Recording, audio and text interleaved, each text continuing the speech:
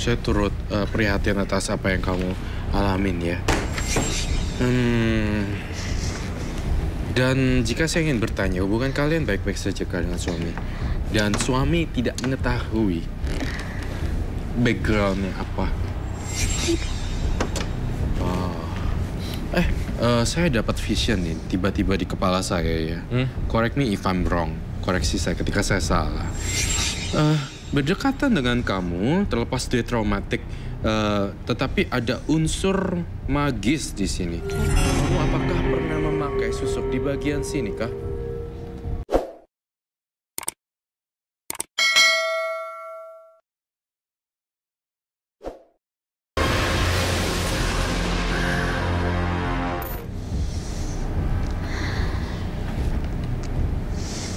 Iya, Kak. Oh. Sama di dagu. Sama di dagu. Oke, wait a minute. Ini di sini saya merasakan susuk yang dipasang. Saya berasumsi ini digunakan pada saat ketika dia terjun ke dunia prostitusi. Untuk penglaris ya. Karena saya ingin bahagia, Kak. Saya ngerasa kenapa sih saya dari kecil nggak pernah bahagia sampai sekarang. Kayak saya kadang suka ngerasa Tuhan itu nggak adil. Kenapa saya nggak pernah dikasih bahagia? It's matter of time sih ya, Robi ya. Zona waktunya aja yang berbeda. Mungkin sekarang belum ketemu dengan orang yang tepat, tapi nanti suatu saat pasti bisa. Pernikahannya nggak langgeng? Langgeng. Masih sampai sekarang. Cuma nggak ngerasa bahagia. Nggak bahagia ya? Terlalu cuek, Kak, sama saya. Orangnya itu terlalu cuek. Apalagi sebelumnya ketemu sama yang perempuan, perhatian sama kamu. Betul?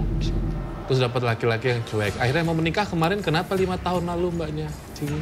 Saya kasihan sama mama. Kasihan sama Kasihan sama mama. Kadang saya ngerasa, ya Allah, saya harus ikhlas. Saya punya suami seperti ini. Mungkin ini udah takdir saya, mungkin ini udah karma saya. Saya memiliki suami yang cuek. Tapi kadang-kadang saya jenuh, Kakak. Saya juga pengen disayang, saya juga pengen diperhatiin. Sebenarnya gini nih, ketika kita mendapatkan pasangan yang cuek, ya, itu ada plusnya loh, ada positifnya. Itu artinya setidaknya dia akan berlaku hal yang sama dengan perempuan-perempuan yang lain. Saya sering ngelihat dia kalau sama yang lain itu dia bercanda ketawa. Sama kamu enggak? Sejak tahun keberapa? Sejak pertama nikah. Sejak pertama nikah. Sejak pertama nikah. Nah itu kalian nggak saling cinta waktu menikah? Loh, Karena saya ingin membahagiakan mama saya. Dan saya emang benar-benar berniat, saya harus lepas semuanya. Karena nggak ada posisi baik ya buat saya ngelakuin semua itu. Ada anak dari suami yang sekarang? Berapa anak? 1 sama yang pertama 1. Usianya berapa anak-anak, Mbak? Yang kedua hampir 4 tahun. Yang pertama kelas 1 SMP. 1 SMP. Ya. Hampir kelas Suami memenuhi secara nafkah? Alhamdulillah kalau yang kedua ini sekarang sudah mulai ada tingkatan. Mulai dari pekerjaan, udah ada perubahan sedikit-sedikit. Ya gini loh, terkadang seperti yang aku dan Roy sering sampaikan, bahasa cinta itu kan universal. Dan jenis bahasanya itu penyampaiannya berbeda-beda. Dengan suami Mbak giat cari pekerjaan baru yang lebih baik, itu bentuk cinta loh. Bukan berarti suami kamu nggak cinta. Kalau nggak cinta nggak mungkin menghasilkan anak. Iya. Dan bertahan sampai 5 tahun sampai dengan sekarang. Tapi kenapa dia kalau sama orang lain itu beda, Kak? Kalau sama orang lain dia sering bercanda. Aku tuh kadang-kadang suka iri. Ya, kami bertiga sih nggak tahu topik pembicaraan kalian seperti apa di rumah. Kan kalian berdua yang lebih tahu dapurnya ya. Cuman kalau emang kira-kira jarang menghabiskan waktu yang bersama, coba inisiatifnya dari yang pihak perempuan. Nggak pernah mau, Kak. Sekedar kita makan aja di luar nggak perlu yang namanya seminggu sekali, sebulan sekali atau 2 bulan sekali. Dia nggak pernah mau, Kak. Ajak aku keluar. Aku coba coba terima keadaan ini, Kak. Roy bisa masuk ke adegan mereka berdua gak sih di rumah? Sebenarnya yang terjadi apa sih Roy ketika mereka ngobrol tuh suaminya, kalau Roy mungkin dengan kemampuan indigo kamu, suaminya tuh kemana pikirannya sih kok nyuek gitu? Sebentar, saya melihat di dalam nuansa kamarnya juga. Sebenarnya dua-duanya itu ada tendensi kecenderungan untuk emosi sih. Yang terutama sebenarnya Mbak Eka Susi. Sebenarnya saya merasa bahwa gini, kebahagiaan itu bukan dari orang lain sih. Sebenarnya kebahagiaan dari diri sendiri. How to maintain your brain, mind, body, and spirit supaya bisa bahagia. Kalau memang tidak bisa ngerubah keadaan, kamu juga ngerubah dari keadaan kamu sendiri. Nanti orang lain akan ngelihat, kok beda ya bini gue. Dan saya ngerasa gini, pada saat adegan di kamar, ada argumen terus. Mereka saling lempar topik loh di sini. Saya merasakan yang satu marah, tiba-tiba kayak tidak ada penyelesaian gitu. Kayak ada ego. Yang satunya lagi Mbak Eka Susi, saya merasa bahwa traumatik dia tidak bisa disembuhkan, akhirnya meluap jadi emosi. Itu yang saya rasakan. Lalu yang satunya lagi suaminya nggak ngerti backgroundnya dia. Dalamnya, dahulunya pernah kenapa dan apa. Jadinya dua-duanya nggak saling ketemu ngobrolnya kalau malam. Itu yang sering terjadi setiap malam. Jadi yang Roy lihat, yang emosian malah sang istri, Mbak Eka Susi. Justru gini, saya merasa Mbak Eka Susi di sini emosi-emosi yang dihasilkan adalah efek traumatik yang selalu diingat di alam bawah sadarnya.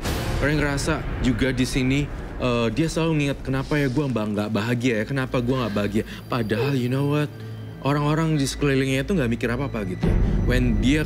Ketika dia lagi mikir itu, dia orang-orang sekitarnya langsung mikir kayak what's wrong with you gitu. Padahal sebenarnya nggak ada apa-apa gitu. Cumanya traumatik itu muncul dan menyebabkan kamu terlihat jadi aneh dan bawaannya marah-marah. Itu harus ditreatment dengan terapi sih harusnya.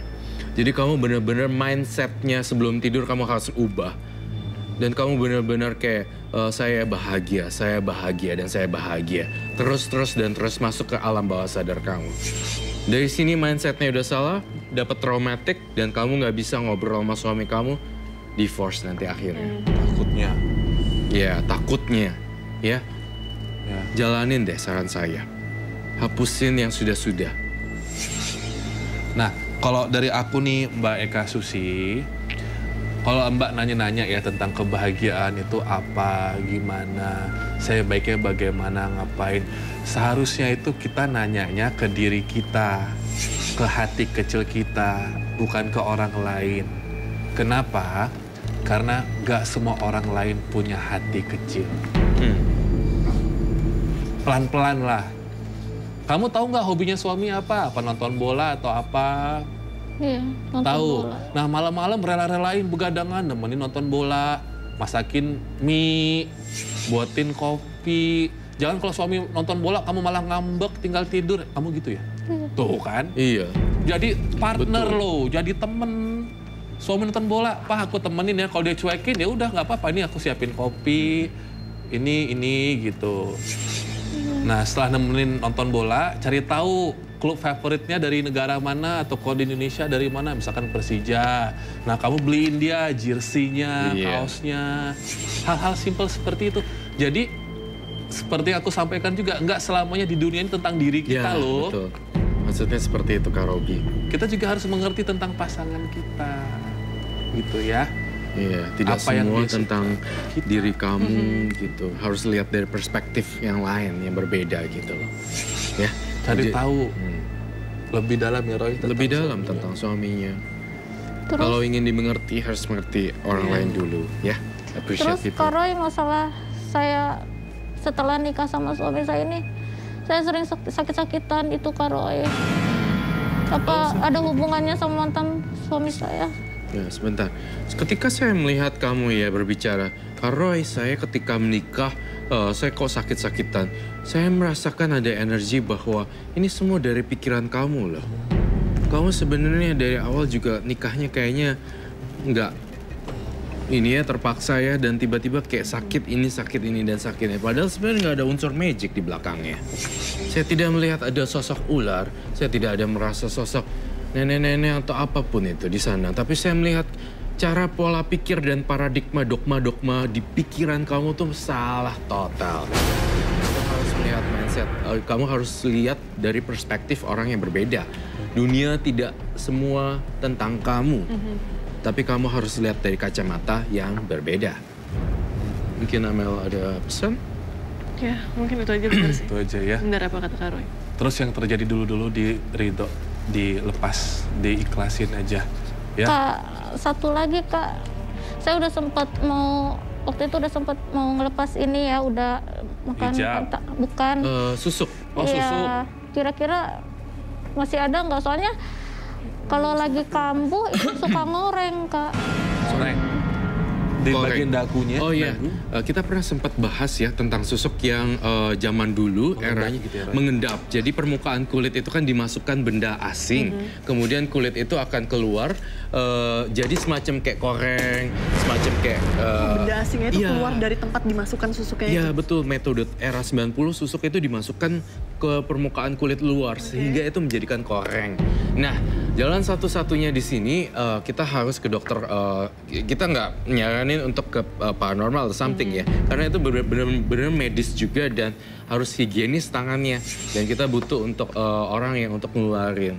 Jadi dokter kulit juga bisa ngeluarin. Tidak perlu spesial khusus di sini untuk ngeluarin susuk yang bagian situ, karena kan memang dia tertanam di bagian permukaan kulit luar, gitu ya. Sholat tobat juga. Waktu itu Mbak Anissa Bahar sempat bilang, kalau memang kamu nggak berguna buat saya, tolong keluarlah gitu ya. Iya betul. Keluar. Langsung keluar. Oh, bisa seperti itu? Bisa. Setelah sholat dia ngomong dia berdoa begitu. Berdoa dengan kusyuk, kemudian kalau memang nggak penting keluar. Atas izin yang di atas semuanya langsung. Bisa lah kalau maunya Allah mah apa Iya. aja bisa. Hilang sekarang juga bisa. Iya, oke. Baik, terima kasih Mbak Eka Susi. Terima kasih Mbak Eka Susi ya. Sebelum terlanjur panjang loh udah. Jangan.